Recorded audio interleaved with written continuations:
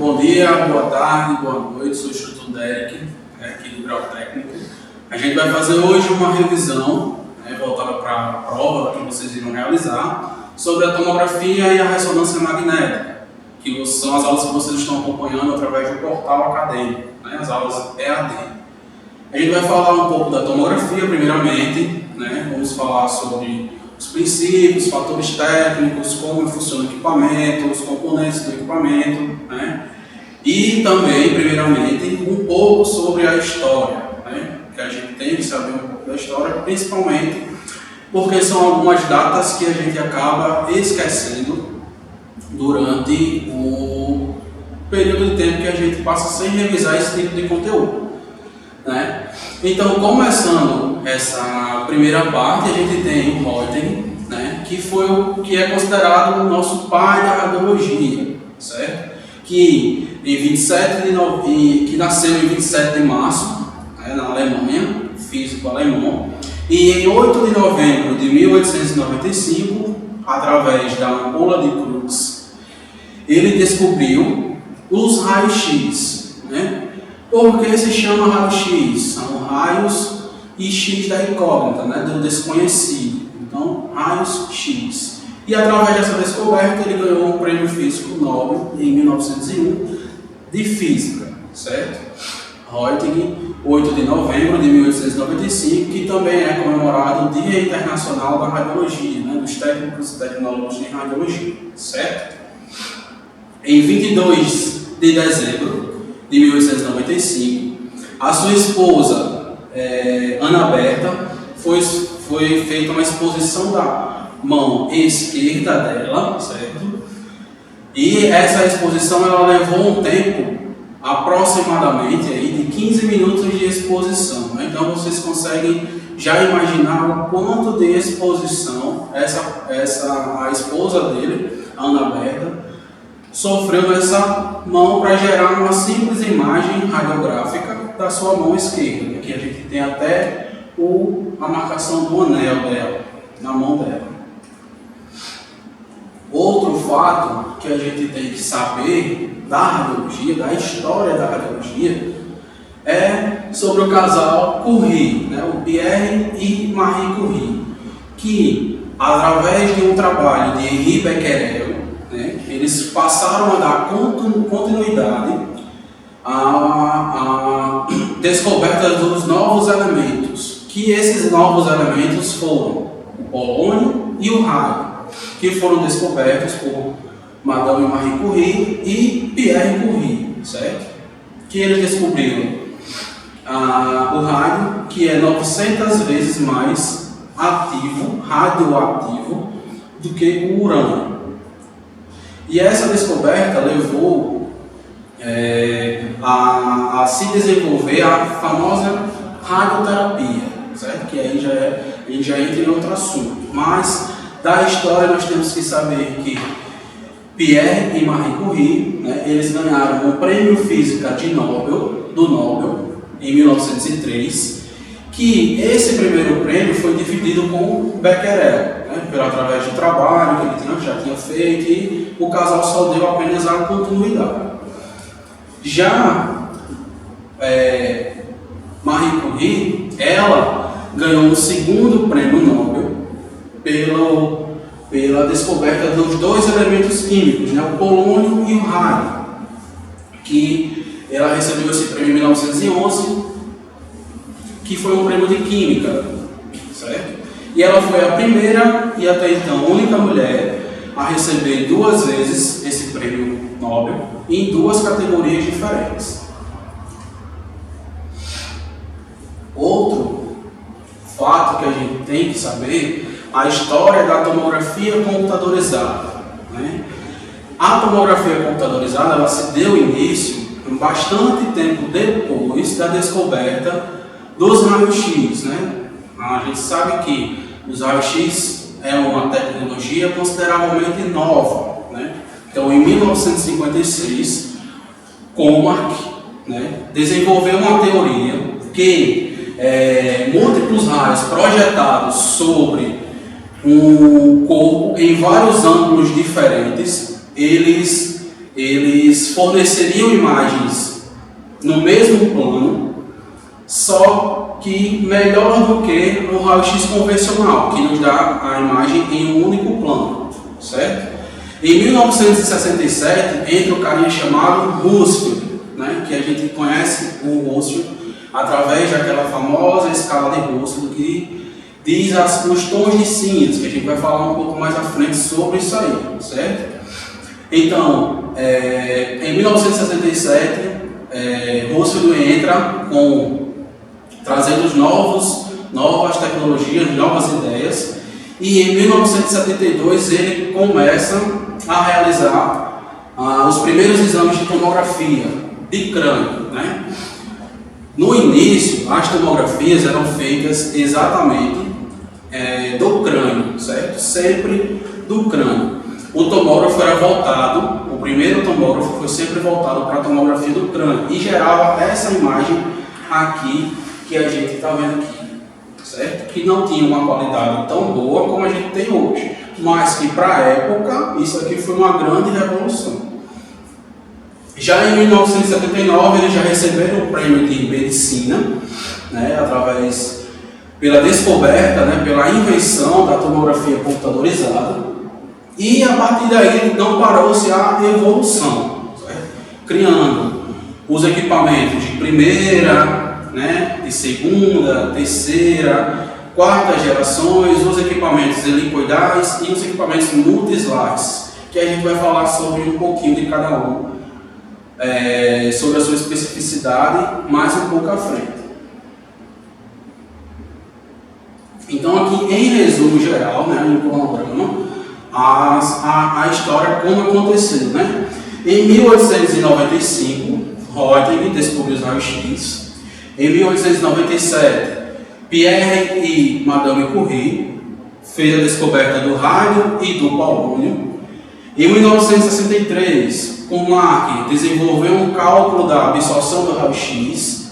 Em 72, Rusfield e o seu parceiro Ambrose fizeram os primeiros exames. Em 1974, já existiam 60 tomógrafos instalados. Lembrando que esses tomógrafos eles eram somente para avaliar crânio, certo? Em 1975 foi que surgiu, um ano após, surgiu o primeiro tomógrafo do corpo inteiro. Em 79, Rusfield e Kumark ganharam o prêmio Nobel. Em 1989 surgiu o tomógrafo em forma espiral, né? Em 1998, o tomógrafo multi-slice, e no ano de 2010 a gente já tem mais de 100 mil tomógrafos instalados ao mundo inteiro, né? Então a gente consegue observar que a tomografia computadorizada ela é uma tecnologia extremamente nova. Os equipamentos que a gente trabalha hoje, que é o multi-slice, surgiram em 1998, né? Então é uma tecnologia recente, muita coisa ainda tem a se desenvolver. E afinal de contas, o que é a tomografia? A tomografia, eu costumo dizer que ela se baseia no mesmo princípio do raio-x convencional, da radiografia convencional. Por quê? No raio-x convencional, a gente trabalha com diferentes composições de tecidos, certo? E a radiação ela vai absorver essa radiação de uma forma diferente. Cada tecido absorve a radiação de uma maneira diferente. Ou seja, na tomografia, quando a gente coloca o paciente lá deitado na mesa, coloca ele dentro do gantry, o gantry vai girar gerando radiação. Essa radiação vai atravessar para o corpo do paciente e cada órgão vai absorver a radiação de uma maneira diferente. Por exemplo, como eu coloquei aqui, tecidos mais densos, como o fígado, vai absorver a radiação de uma maneira. Já os elementos mais pesados, que é presentes nos ossos, né, o cálcio, vai absorver a radiação também de uma maneira diferente, sendo maior essa absorção da radiação. Afinal de contas, no raio-x a gente consegue ter uma visualização melhor de que? Da parte óssea, certo? E já os tecidos menos densos, como o pulmão, né, Por que um pulmão é um tecido menos denso? Porque dentro do pulmão a gente só vai ter o quê? Predominantemente, certo? Desculpa aí. Então, como o pulmão é que tem muito ar, a gente vai ter um tecido menos denso, certo? Então, a TC, né, respondendo o que é a TC, ela vai indicar a quantidade de radiação que vai ser absorvida por cada parte do nosso corpo, ou seja, por cada tecido, certo? E essa absorção de radiação, ela é variada em escalas de cinzas, né, que é a tão famosa escala de Rossby, né, que muita gente tem dificuldade em lembrar, em aprender quais são as numerações, né, em HU das escalas de Rossby, certo? Que a gente vai ver mais à frente, que é produzida uma imagem. As vantagens da tomografia, né? Qual a principal vantagem da tomografia? Eu vou ter uma possibilidade de avaliar melhor, certo? Por exemplo, a gente tem aqui o pão fatiado. É a mesma coisa. A tomografia ela trabalha em fatias, certo? E cada fatia dessa vai ter uma determinada variação de imagens diferentes, certo? Cada fatia dessa é uma imagem diferente, certo? O crânio, geralmente a gente faz um corte, e a gente faz 20 cortes, 30 cortes em uma imagem do crânio. Então a gente consegue avaliar esses cortes num corte axial, certo? Tomografia a gente sempre vai ter um corte axial e que a gente consegue avaliar no pós-processamento as imagens em 3D, certo? Conseguimos avaliar também nos outros cortes, no coronal e no sagital, certo? Essa é a principal vantagem da tomografia com relação ao raio-x. No raio-x a gente consegue ter uma visualização 2D, né? Por que 2D? A gente consegue ver duas imagens, geralmente um AP ou um PA e o perfil, certo? Na tomografia a gente consegue ver a imagem axial e em cortes axiais e consegue reconstruir essas imagens nos planos coronal e no plano sagital, ok? Como que funciona a tomografia, né? É um tubo de raio-x que vai estar dentro do equipamento, que a gente chama ele de gateway, certo? E esse tubo vai estar em um lado e do outro lado vai ter um conjunto de detectores de imagem. E esse tubo gira em torno do paciente, gerando assim as imagens, certo? Esse feixe de radiação ele é extremamente polimado, certo? Trabalhando sempre a questão da radioproteção. A radiação vai atravessar o paciente e atingir aquela camada de detectores, né? As fileiras de detectores que vai estar sempre ao lado oposto do tubo. Esses detectores vão converter a radiação X, certo? Em sinais elétricos que vão ser enviados para o computador através de diversos cálculos matemáticos, certo? Por isso que se chama tomografia computadorizada, porque essas imagens são levadas para o computador e a gente consegue trabalhar essas imagens no computador, beleza? Aqui a gente tem um tomógrafo, certo? Como ele é, dessa forma, ele é aberto, certo? Ele não é tão fechado. O paciente que tem fobia geralmente consegue fazer esse exame tranquilo, porque o paciente não fica tão fechado na máquina, certo? Então esse equipamento de tomografia, ele tem a função dele é fazer a aquisição das imagens, certo? E ele tem um sistema de aquisição e transferência das imagens, ele vai fazer a obtenção da imagem através do tubo dos detectores, vai jogar as imagens através de sinais elétricos para o computador, certo? O gantry é a abertura por onde o paciente se desloca durante o exame.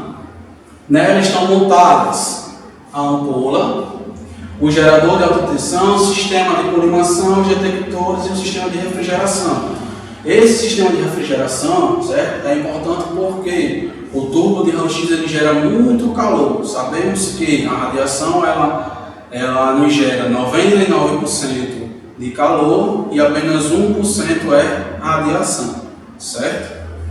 E a mesa? Essa mesa a gente tem que se atentar na orientação, na hora do exame, do paciente. Porque a gente tem que orientar o paciente, porque a gente vai ter que posicioná-lo, vamos ter que colocar os suportes do crânio, né, se for fazer um exame de crânio, e a gente tem que orientar o paciente que essa mesa ela vai se mexer, para que o paciente não se mova, porque vai causar os artefatos na imagem de movimento, e isso não é legal. Por que não é legal?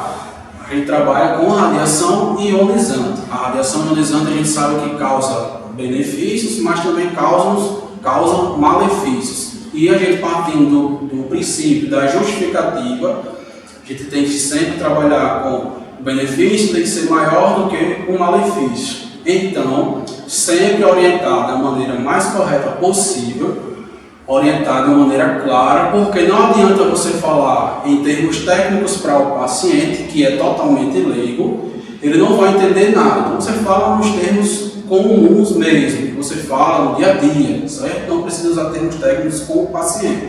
Orientar sempre ele para que você não tenha que repetir esse exame por falta de orientação. Eu gravei isso aí, cuidado, certo?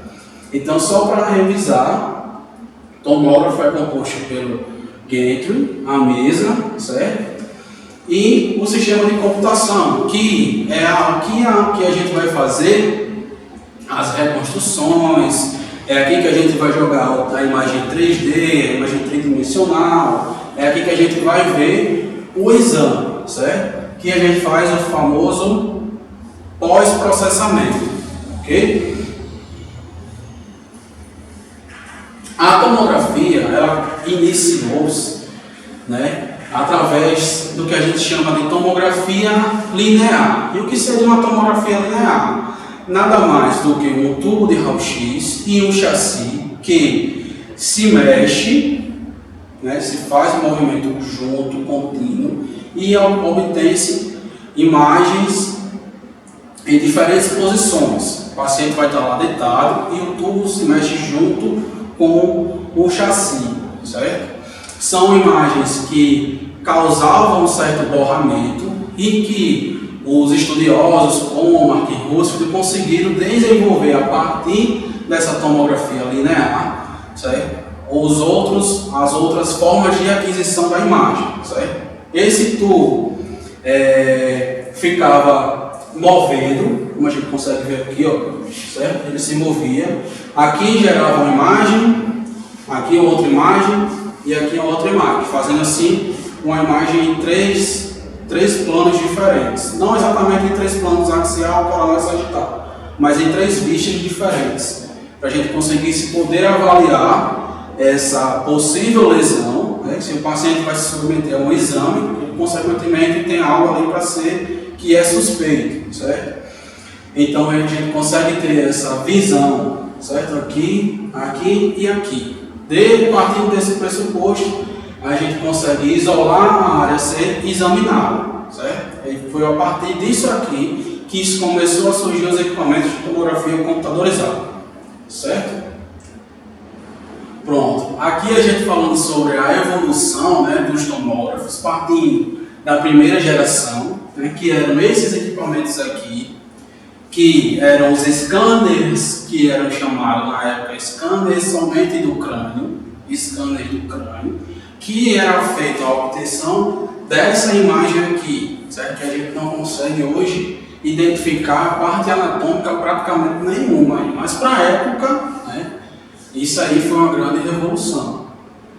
Então, aqui um pouco das características da primeira geração, certo? O feixe de radiação, ele era, como a gente chama de fan-beam, né, que é um feixe em forma de lápis, um feixe único, muito estreito, extremamente estreito, e ele fazia múltiplas varreduras lineares, né, em linha reta, sobre o projeto. A rotação desse tubo, como é que funcionava? Ele fazia uma rotação de 1 grau para iniciar uma nova varredura e coletar os outros dados. Um corte completo nesse equipamento durava 5 minutos para fazer apenas um corte, não é o exame todo. O exame completo durava 1 hora. O paciente tinha que ficar exatamente 1 hora parado sem se mexer. Então você imagina a dificuldade que era nessa época realizar um exame de tomografia. Aqui nessa imagem ele tem explicando como funcionava, certo? O feixe de radiação em forma de lápis, certo? Só tinha um detector de imagem, certo? Era o tubo de raio-x e o detector. Esse tubo ele era do anodo fixo, né, que hoje em dia a gente trabalha com um anodo giratório, e gerava o estudo completo dessa para formar uma imagem de um crânio. Levava 1 hora. Hoje em dia a gente faz um crânio em 4 segundos, 6 segundos, né, dependendo do protocolo que a gente está seguindo. Na segunda geração, a gente já descarta o feixe de radiação que era da primeira geração do FAMI, né, em forma de lápis, e a gente tem um feixe de radiação em formato de leque. E também aumentou o número de detectores. Certo? Esse número de detectores aumentou para mais ou menos 30, em média 20 a 30 detectores de imagem para gerar a imagem radiográfica. Outro benefício que gerou essa segunda geração de equipamentos. A aquisição de imagem foi reduzida para 1 minuto. Então, a evolução da primeira para a segunda já foi muito grande. Você sair de um exame que durava 1 hora para ter uma aquisição de menos de 1 minuto, é uma evolução muito grande, certo? O princípio de aquisição de imagem era da mesma forma, certo? Não mudou nada, só mudou o número de detectores e a forma de como o feixe é jogado no paciente. A terceira geração, aqui definitivamente já eliminou a varredura linear, né? Os tubos passaram a fazer uma rotação, certo? Passaram a fazer um movimento de rotação. O conjunto de detectores também aumentou para 60 unidades em média. E o tempo de aquisição para cada corte diminuiu de 2 segundos por imagem, certo? O processamento das imagens também diminuiu um tempo para 5 a 4 segundos. A imagem, na segunda e primeira geração, se fazia primeiro a aquisição da imagem, depois aguardava um longo tempo para que você conseguisse enxergar propriamente dito a imagem inteira, certo? Quarta geração, outra coisa da terceira geração, o feixe de radiação ele só rotacionava 180 graus, certo? Não era 360, que a partir da quarta geração, certo? Que é como a gente tem os tomógrafos hoje, que a gente tem a partir das quartas gerações, que os conjuntos de detectores começaram a ser ao redor de todo o gateway, certo? Começou a tecnologia dos anéis, né? Sleep ring, e o giro contínuo em uma única direção.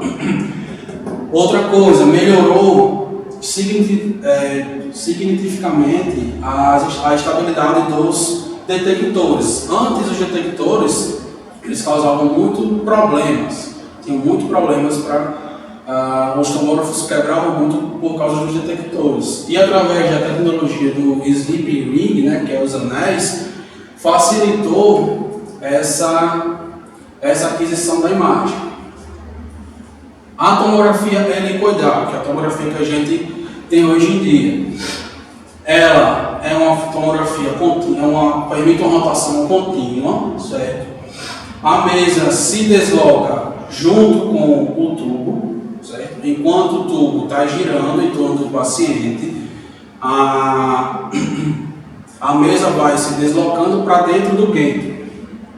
A aquisição ela é parecida com o módulo espiral, com fatias em forma de hélice, e o sistema computacional passou a ser um sistema mais moderno, né, mais potente.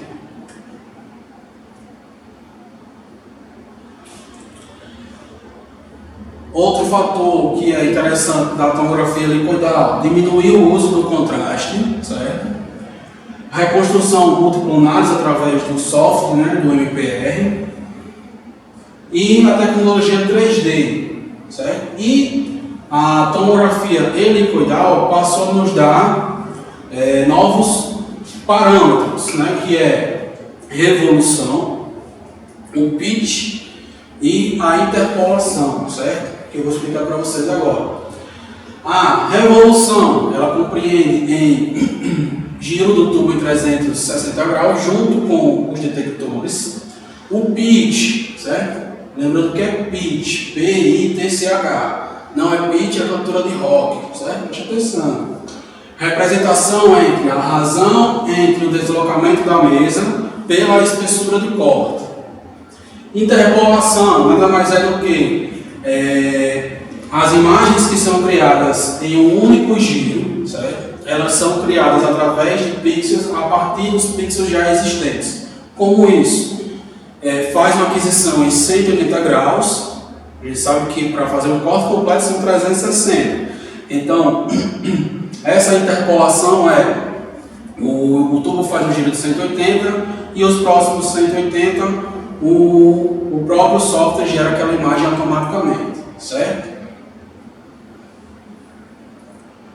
Então, aqui são os equipamentos multi-slice, tubo de raio-x mais potentes e ultramodernos, sistemas computacionais, né, super modernos, múltiplos conjuntos de anéis, detectores de forma estraticamente emparelhados, a obtenção de corte com espessuras menor do que 1 milímetro, a maior velocidade no giro do conjunto tubo-detectores no interior do gateway, a aquisição sem tempo próximo real das imagens. Ou seja, o equipamento multi-slice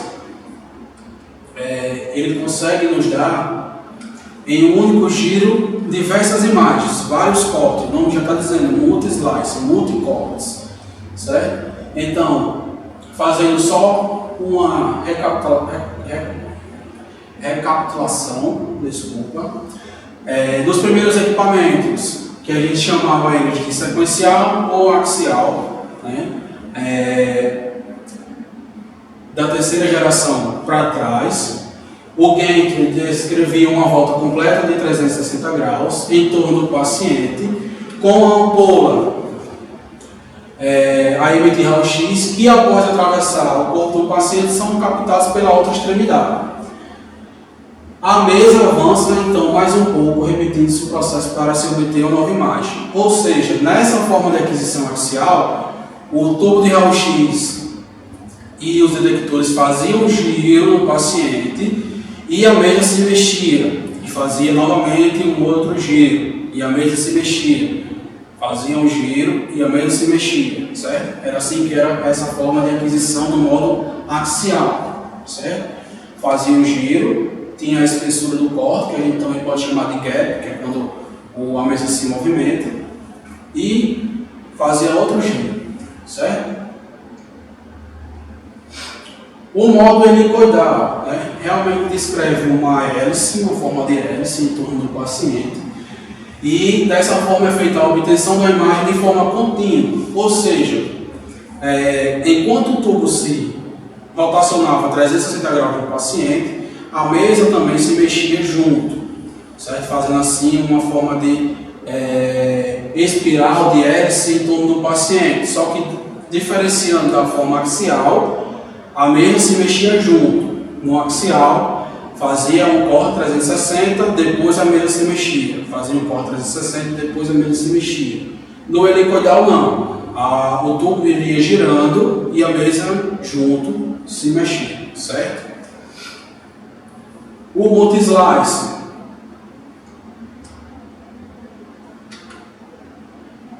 multi-slice, né? Que são equipamentos que nos dão vários cortes em um único feixe de radiação, certo?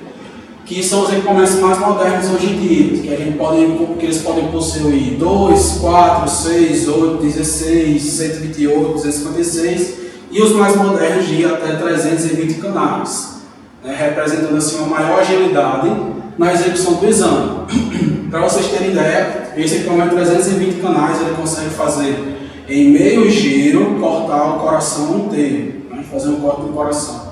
Sem ter artefato de movimento. A gente sabe que o coração está sístole diástole ali, né? Que lembra das aulas de hemodinâmica.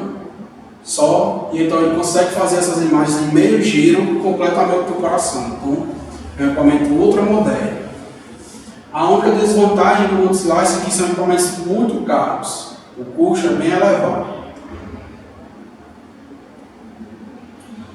E a gente entra nos fatores técnicos, né? Que a gente tem que saber da tomografia computadorizada, né, que é a matriz, o FOV, slice, incremento, o IKV-MAS, janela, pitch, o algoritmo de reconstrução e a escala de Russell. Esses fatores são muito importantes a gente saber para que serve cada um ou o que é cada um, certo? Para a gente, quando vocês chegarem a estagiar, futuramente trabalhar, vocês saberem como funciona cada um desses. A matriz, né? O que é uma matriz? É um conjunto de pixels com o voxel. O pixel é a menor parte que pode ser obtida, a menor imagem que pode ser obtida, e ela é uma imagem formada por uma certa quantidade de pixels, né? Ou a matriz. Ou seja, se você pegar uma única imagem, certo? Você tem aqui um corte, certo? E você retira um pedacinho. Isso aqui é um pixel.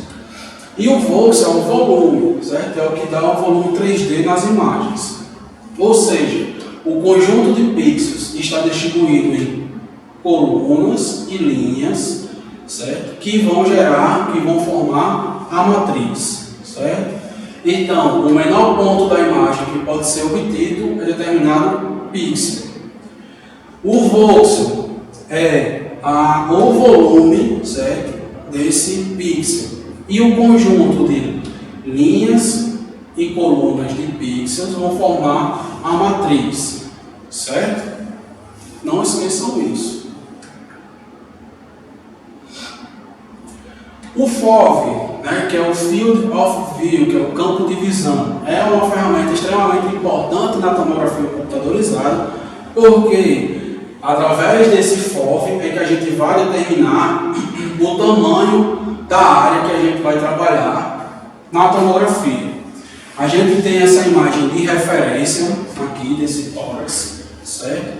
Que é essa imagem de referência, que a gente pode chamar ela de scout, certo? É onde a gente vai, através do FOV, fazer as marcações de onde o exame vai iniciar e de onde o exame vai terminar, certo?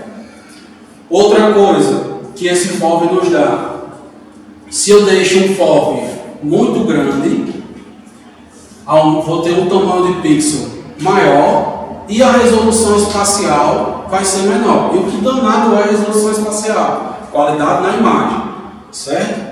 Se eu deixo um FOV menor, eu vou ter um pixel também menor e uma resolução espacial maior, uma qualidade na imagem menor. Entendo, quanto mais pixels eu tiver em uma imagem, mais qualidade eu vou ter nesse exame, certo? Eu vou ter uma imagem laudável, certo? A gente tem que fazer uma imagem laudável para o médico radiologista poder avaliar isso de uma maneira correta, ok? Não esqueça, FOV aqui eu coloquei, é responsável pela determinação do tamanho da área que será visualizada para o estudo e marcação de onde começa e de onde inicia o exame, certo? Para o tórax vai iniciar aqui dos ápices até o final dos seus claustrofeitos, ok? Não esqueça, FOV, Field of View, campo de visão. KV-MAS KV e MAS são fatores que a gente pode ou não ajustar na tomografia computadorizada, certo? KV, quilovoltagem, MAS, miliamperagem por segundo. O KV, existe um padrão nos equipamentos de tomografia, certo? Varia entre 80 a 140. Utilizando o KV de 100 a 120, a gente já tem um balanço do contraste excelente para a gente poder ter uma aquisição da imagem melhor, certo? De penetração e de dose. Sempre trabalhando a dose do paciente para ser a menor possível. O MAS, ele é diretamente proporcional, né, à quantidade de radiação que a gente vai utilizar nesse exame. Então, a gente parte daquele princípio da otimização, que quer dizer tão baixo quanto razoavelmente possível para produzir uma imagem diagnóstica, ok? Então, com a redução do MAS, eu diminuo a qualidade da imagem junto com a dose. Então, a gente tem que ter sempre um equilíbrio entre esses parâmetros. É preciso um balanço cuidadoso para garantir que a formação diagnóstica seja necessária, seja obtida. Okay? Aqui tem um exemplo de um MAS baixo.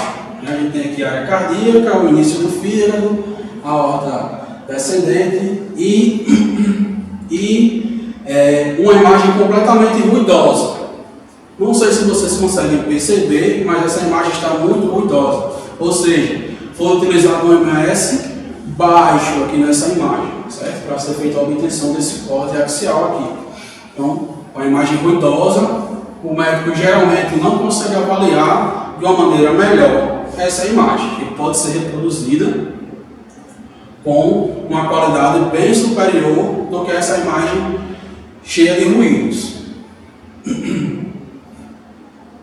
Slice e incremento. O que é um slice?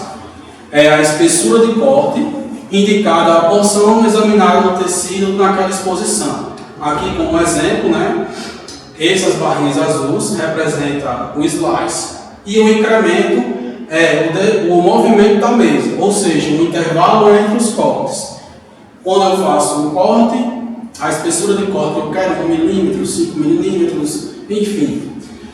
E o incremento, que é o movimento da mesa, quando a mesa vai se deslocar. Isso se chama incremento, certo?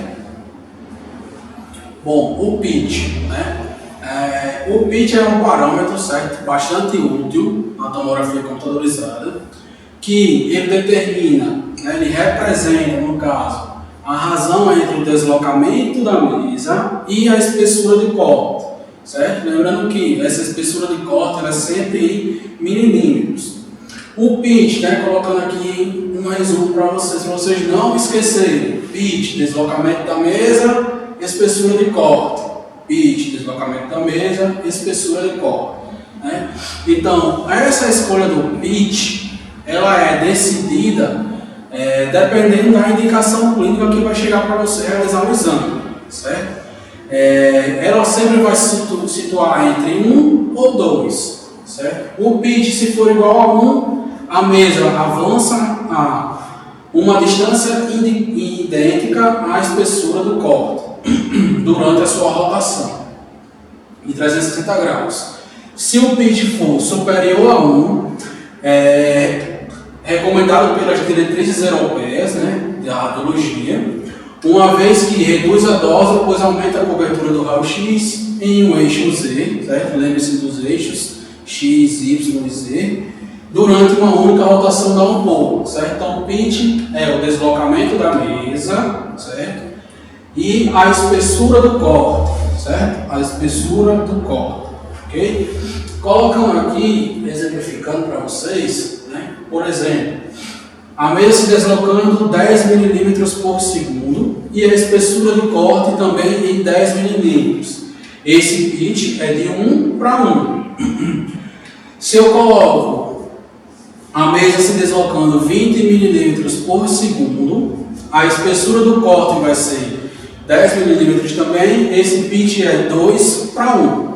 Então, sendo assim, dessa forma aqui que eu expliquei para vocês, quanto maior o pitch, menor será o tempo de aquisição ou maior a área a ser estudada. E a gente retorna lá ao FOV, né? Que retorna ao pixel, que é, teremos uma redução na qualidade da imagem. Se a gente colocar um pitch menor, será maior a área a ser estudada. Como isso vai mexer na qualidade da imagem. Então a gente tem que prestar atenção nesses detalhezinhos do pitch, que a gente consegue fazer alteração lá na hora do exame. Agora a gente chega na janela, né? O famoso janelamento que a gente faz na tomografia. A janela, eles são recursos que o software nos dá, né, para facilitar para nós fazer a diferenciação de uma estrutura para outra, né, conforme a necessidade. Por que existe esse software? Por que existe essa janela? Porque a gente só consegue ter uma capacidade de diferenciar uma escala de cinza de 10 a 60 tons, né? E a maioria das pessoas só consegue distinguir 20 apenas. Então essa janela é uma forma de mostrar para nós, técnicos de radiologia, que estamos operando o equipamento, realizando o exame, apenas uma faixa de tons de cinza que interessa para a gente, certo? De forma de adaptar a nossa capacidade de visão aos dados obtidos pelo tomógrafo. E como é que a gente faz isso? O nível da janela, né, que é o WL, ele é responsável pela escala de cinza, que depende das estruturas anatômicas, representada pelos tons médios de cinza na imagem. Ou seja, o tecido de interesse é estabelecido pelo nível da imagem. Então, o nível da janela vai nos dar o tecido de interesse que a gente quer enxergar. A largura da janela, né, que é o WW, é a variedade de tons de escala de cinza que se encontra no intervalo de estudo. Ou seja, o contraste da imagem vai depender da amplitude da janela, que é a largura da janela. Então, o contraste é diretamente relacionado à largura da janela e o tecido de interesse ao nível da janela. Aqui, por exemplo, né, eu coloquei aqui um exemplo do tórax. Na generectomografia, a gente tem, para o tórax, a gente tem, para a gente avaliar parênquima pulmonar, mediastino ou estudos de partes móveis, né? A gente tem aqui, ó, parênquima pulmonar, o mediastino, certo? E a estrutura aqui de partes móveis no crânio. E no cérebro, por exemplo, a gente consegue ter a diferença entre a substância branca e a substância cinzenta. A gente observar aqui a substância branca e a substância cinzenta na região do parênquima cerebral. A mesma imagem ela pode ser mostrada com diferentes estruturas de cada vez. Não é possível usar um só ajuste da janela para ver, por exemplo, detalhes ósseos e tecido adiposo ao mesmo tempo. Ou seja, o janelamento, você consegue avaliar a janela somente para avaliar a parte óssea ou uma janela para você avaliar partes móveis. Porque aí dentro dessas janelas, que a gente chama os algoritmos de reconstruções, que é o filtro mole e o filtro duro, que é onde a gente vai ter dentro dele os janelamentos, né? Que vai ter uma janela para a gente avaliar o parênquima cerebral, o parênquima pulmonar, o mediastino, enfim, né? Para fazer as angios, tomografia. E a gente utiliza o filtro mole justamente para estudar partes moles do corpo, né? O que seriam partes moles do corpo? Fígado, vasos, pulmão, certo? Essas são as estruturas móveis. E o filtro duro, que é um filtro que vai trazer para a gente uma maior nitidez e definição da imagem, né? E para a gente poder visualizar principalmente a parte óssea, né? São estruturas com grandes densidades, beleza? Então não esqueça, filtro mole e filtro duro, cada um para que serve.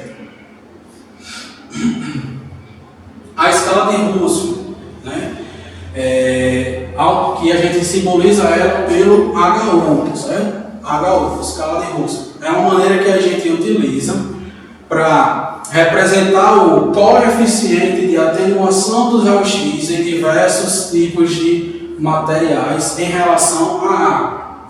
Assim, forma-se uma escala que correlaciona esses coeficientes com as densidades, construindo um grande espectro de tonalidades entre branco, cinza e o preto. Aqui a gente tem, né, a correlação entre o H1, que é a escala de Russell, e o aspecto da imagem. O tecido, né, a gente vai ter, como eu venho falando para os alunos nas tutorias, né, do tecido que vocês comecem a aprender, comecem a se habituar a avaliar o ar, pulmão, gordura, água, certo? Que vocês aprendendo primeiramente esses aqui, os outros com o tempo vocês vão se habituando a identificar.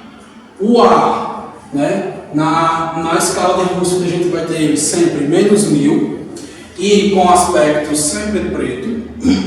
O pulmão, menos 900 a menos 400, de um cinza escuro a preto. A gordura menos 110 a menos 65.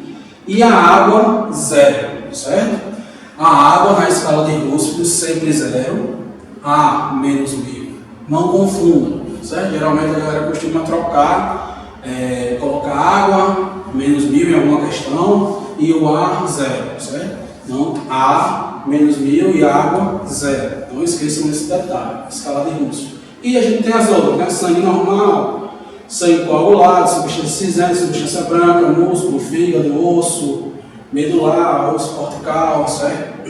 São também aspectos da escala de Russell que a gente consegue avaliar e tem sua devida numeração, certo? Eu aconselho vocês a começarem a aprender, não é decorar, esses 4 primeiros aqui: água, ar, pulmão, gordura e água, certo? Sempre começa a estudar por esses aí. E os planos anatômicos, né? Que a gente vai dividir os cortes tomográficos. O sagital, muita gente tem dificuldade em aprender isso aqui, certo? O sagital, né, que corta o corpo no meio, vai dividir em esquerdo e direito, né? Esquerdo e direito. O coronal divide em anterior, posterior. E o transversal ou axial, certo? É a mesma coisa, axial, transversal ou axial, mesma coisa. Divide o corpo em superior e inferior. Na tomografia computadorizada, a gente tem a obtenção da imagem somente num corte axial. Quando é que a gente coloca lá no coronal e sagital? Quando a gente vai para o MPR, fazer reconstruções multiplanares. Beleza? Outra coisa que a gente não deve esquecer, né? Que é a imagem de referência, que a gente já falou anteriormente, que é a imagem que a gente faz no primeiro momento, uma imagem digital, certo? Para a gente poder ter como referência para colocar o FOV, né? Onde vai iniciar e onde vai terminar o exame. Que essa imagem de referência pode ter esses seguintes nomes aqui, certo? Pode ser chamado de scout, escanograma, topograma ou survey, certo? Pode ser chamado desses 4 nomes. E ainda tem um outro que também é chamado, que é o piloto, certo? Mas esses aqui são os mais comuns. Que esses nomes vão variar de acordo com o fabricante do seu software, né? Pode ser Siemens, GE, Philips, enfim, certo? Não esqueça. Imagem de referência, imagem digital, a primeira imagem que a gente faz no tomógrafo, para fazer as devidas marcações, né? É scout, sonograma, topograma ou survey. Então, por acaso, se cair alguma prova que vocês fizeram algum nome desses aqui, sempre remete a imagem de referência para inicialização do exame na tomografia. Beleza? A gente terminou aquela parte da revisão voltada para a prova da tomografia computadorizada, certo? Entrando agora na parte da ressonância magnética, ok? Lembrando que essa revisão é 100% voltada para a prova que vocês irão realizar. Então, ressonância magnética, né? A primeira coisa que a gente tem que saber da ressonância magnética é que não existe radiação, certo? Pelo amor de Deus, não existe radiação na ressonância magnética. A ressonância magnética, ela é também um método de diagnóstico por imagem, que é novo, consideravelmente novo, certo? Onde utiliza de um campo gigante magnético e ondas de radiofrequência para se obter as imagens. Então, a ressonância magnética ela é o resultado da interação do forte campo magnético produzido pelo equipamento com os prótons de hidrogênio do tecido humano. Por que hidrogênio? A gente sabe que o nosso corpo ele tem 70% é água. Então, o átomo mais abundante do nosso corpo, mais ou menos 10%, a gente tem de hidrogênio, certo? Então, criando uma condição para que possamos enviar um pulso de radiofrequência e, após, coletar a radiofrequência modificada através das bobinas ou alguma antena receptora, esse sinal é coletado, processado e convertido numa imagem ou numa informação. Bobinas que a gente utiliza na ressonância magnética, bobina de crânio, joelho, ombro, certo? Existem as bobinas de abdômen, do tórax, certo? E tem as bobinas do corpo, que é do próprio Genk, né, da tomografia, desculpa, da ressonância. Aqui, os principais átomos que compõem o tecido humano, né? Nós somos basicamente formados por hidrogênio, oxigênio, carbono, fósforo, cálcio, flúor, sódio, potássio e nitrogênio, certo? Esses átomos, exceto o hidrogênio, possuem um núcleo atômico prótons e nêutrons. Apesar de possuírem propriedades que permitam a utilização em RM, né, que é ressonância magnética, o hidrogênio é escolhido por 3 motivos básicos. É o mais abundante do corpo humano, cerca de 10% do peso corporal, devido ao hidrogênio. Eu tenho hidrogênio com força. As cargas características de RM se diferem bastante entre o hidrogênio presente no tecido normal e no tecido patológico. O próton de hidrogênio possui um momento magnético e, portanto, a maior sensibilidade a RM. Esse momento magnético, né, é quando o átomo de hidrogênio faz aquele movimento de spin, né, que é quando o átomo de hidrogênio ele faz um giro em torno de si mesmo e ele gera, através do magneto, esse momento magnético, certo? Que a gente não vai entrar muito nessa parte. O que é RM e como funciona, né? Aqui, já de cara, né, a ressonância magnética não utiliza radiação, certo? Para que a gente utiliza a ressonância magnética, né? A gente tem, principalmente para a gente poder avaliar processos fisiológicos do corpo, né? A ressonância magnética cria imagens distinguindo-se essas propriedades magnéticas de vários tecidos. Ou seja, a principal diferença da ressonância para a tomografia é que na tomografia a gente consegue avaliar, sim, de uma maneira com uma boa qualidade na imagem, só que através da radiação ionizante, cada tecido vai absorver a radiação de uma maneira diferente. Na ressonância, a gente consegue ter uma visualização mais eficaz, digamos, uma visualização melhor do tecido, de inflamação, né, de ligamentos, de coágulos, enfim, várias possíveis patologias que a gente consegue verificar na ressonância, a gente não consegue verificar na tomografia. Lembrando que, a gente fala um pouco mais à frente sobre isso. Lembrando que cada uma trabalha, cada uma tem sua importância. Nenhuma substitui a outra, certo? Sequência de RM. Muita gente tem dúvida disso aqui. Isso aqui é importante a gente saber, né? Uma sequência da ressonância é uma configuração de impulsos e gradientes de radiofrequência, resultando na aparência particular da imagem, né? A gente tem o tempo de repetição, que é o TR, o tempo de eco, que é o TE, né? O tempo de repetição é a quantidade de tempo entre as sequências de pulso sucessivas aplicadas à mesma secção de tecidos. Tempo de E é o tempo entre a entrega do pulso da onda de rádio ao tecido e o recebimento do sinal E. Que esse TR e TE vai gerar para a gente as ponderações. As imagens ponderadas em T1 são produzidas por um TR curto e TE curto. As imagens ponderadas em T2 são produzidas por um TR e TE mais longos. Bom, as ponderações, né? A gente sabe que a ressonância magnética trabalha com ponderações, né? Com sequências. Aqui eu coloquei como exemplo a sequência T1 e a sequência T2, certo? Essas sequências, ponderações, né? Sequências ponderadas, elas vão medir diferenças entre os parâmetros de cada tecido. A T1 avalia o tecido de uma forma e o T2 avalia o tecido de outra forma, certo? A principal característica de um T1 que difere para o T2 é exatamente o líquor, né, ou líquido cefalorraquidiano, esse nome bonitão aí, né? Aqui na primeira imagem a gente tem o T1 em um corte axial, onde o líquor está completamente apagado, certo? A gente vê aqui nos olhos apagado, certo?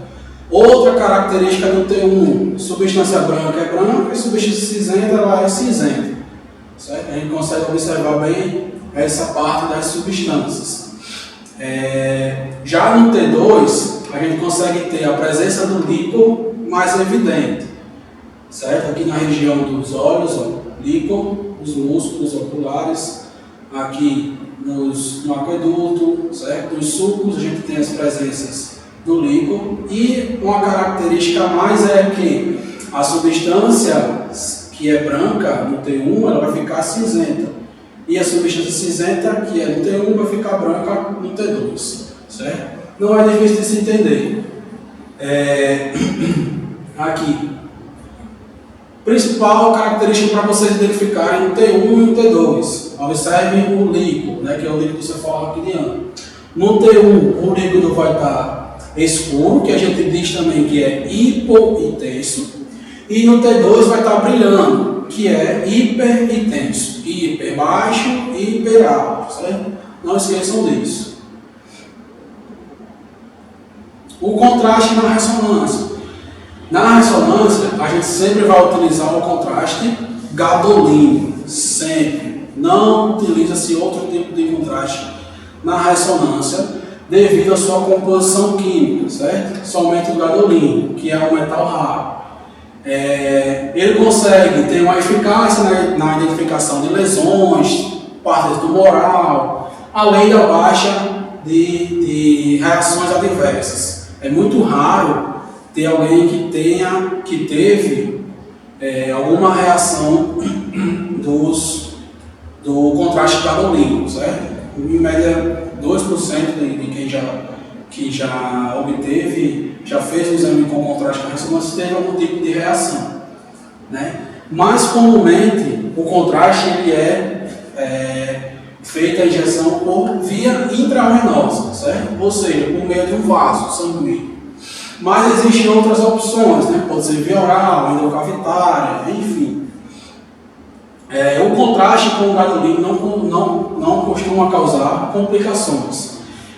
Porém, a gente tem que sempre tomar aquele cuidado, certo? Na hora de avaliar se esse paciente vai poder fazer esse exame com contraste ou não, certo? Através de quê? Da anamnese, certo?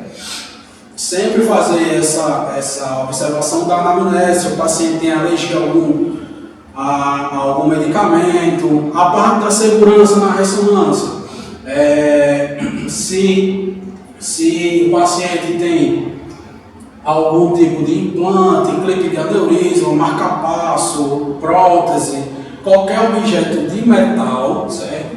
Não pode entrar na ressonância magnética. Até você mesmo, se você entrar por algum acaso, for lá retirar ou posicionar o paciente na ressonância, se você entrar com o celular no bolso ou carteira, cartão de crédito, vai danificar tanto os cartões quanto o celular, certo? Então preste bastante atenção nisso. Porque já aconteceram alguns acidentes, já viraram até notícia, né, de paciente que foi sugado pelo tubo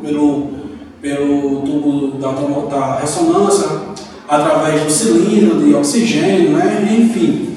Então a gente tem que tomar cuidado, observar bem, orientar bem o paciente se ele está com algum metal no corpo, brinco, colar, pulseira, relógio, alguma coisa no bolso, né? Sempre orientar. Isso vale tanto para a ressonância, principalmente para a ressonância, quanto para as outras modalidades. Todas as outras modalidades, certo? Tomografia, raio-x, mama, DO, tudo, certo? Sempre orientar o paciente. Porque isso, na ressonância, além de poder prejudicar o paciente, você pode causar, ou não, vai causar um artefato na imagem, certo? Até mesmo se você não fecha completamente a porta da ressonância, vai gerar um artefato na imagem. Por quê? Não são ondas de radiofrequência, então se você não tem um fechamento completo daquela sala, não vai gerar uma qualidade na imagem boa, certo? A sala tem que estar completamente isolada. E a ressonância magnética, ela gera muito calor. Então, se o paciente está com alguma coisa de metal no corpo do paciente, ele vai sentir um calor mais intenso naquela região. Então, a gente tem que orientar sempre o paciente a retirar cordão, porque já aconteceram vários acidentes devido ao paciente estar de uma maneira errada com o objeto de metal próximo ou realizando o exame na ressonância magnética, certo? Aqui alguns exemplos: marca-passo, aparelho de surdez, implante do ouvido, clipe de aneurisma cerebral, fragmentos de metais, pinos, placas, prótese dentária, lentes de contato, pince, prótese peniana, tatuagem ou maquiagem, né? Tatuagem é bem relativa. Existem algumas tatuagens que hoje em dia já estão sendo feitas sem os pigmentos de metais. Insuficiência renal, enfim, certo? São procedimentos que a gente tem que tomar cuidado na hora de se realizar o exame na ressonância. E a gente tem esse termo de consentimento, que é a famosa anamnese, né? Que a gente coloca o nome do paciente, o peso, a altura, qual é o exame que a gente vai realizar, a aquisição e a data, né? E tem as perguntinhas.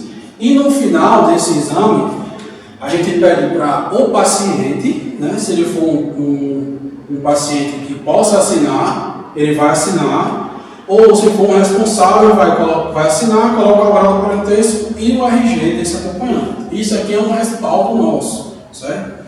Todo procedimento, todo o exame que vocês forem realizar, isso aqui tem que ser realizado, certo? Outra coisa na ressonância aqui, temos que tomar cuidado a hora de posicionar o paciente, a hora de colocar a bobina, certo? Ver se a bobina está bem colocada, se ela está fixada da maneira correta, para que a imagem seja gerada de uma qualidade boa, que é aquela famosa imagem que seja laudável, certo? ATC e RM, né? As diferenças, as principais diferenças. Muita gente confunde aqui o que é uma tomografia e o que é uma ressonância. Qual é a principal diferença? Aqui é uma imagem tomográfica e aqui é uma imagem de ressonância. Primeira coisa que vocês têm que avaliar aqui nesse exame, o osso, certo? O osso na ressonância, ele vai estar completa na tomografia, ele vai estar dessa forma aqui, certo? A gente vai enxergar muito bem o osso, certo? E isso aqui é o couro cabeludo. Na ressonância, além da gente ter uma definição maior do parênquima, a gente não tem uma definição do osso. Essa borda aqui, ó, certo? É o couro cabeludo. Não confundir, certo? Tomografia, olhou para o osso está bem visível, é tomografia. Olhou para a imagem, o osso está bem visível, é tomografia. Olhou para a RM, não está vendo direito o osso, ou completamente o osso, é ressonância, certo? Principal diferença.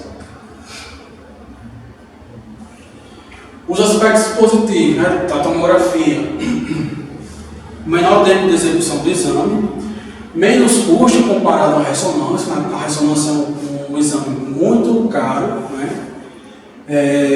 A avaliação em planos axiais sem a sobreposição, a superposição de estruturas, com possibilidade de reformatações multiplanares e reconstruções em 3D.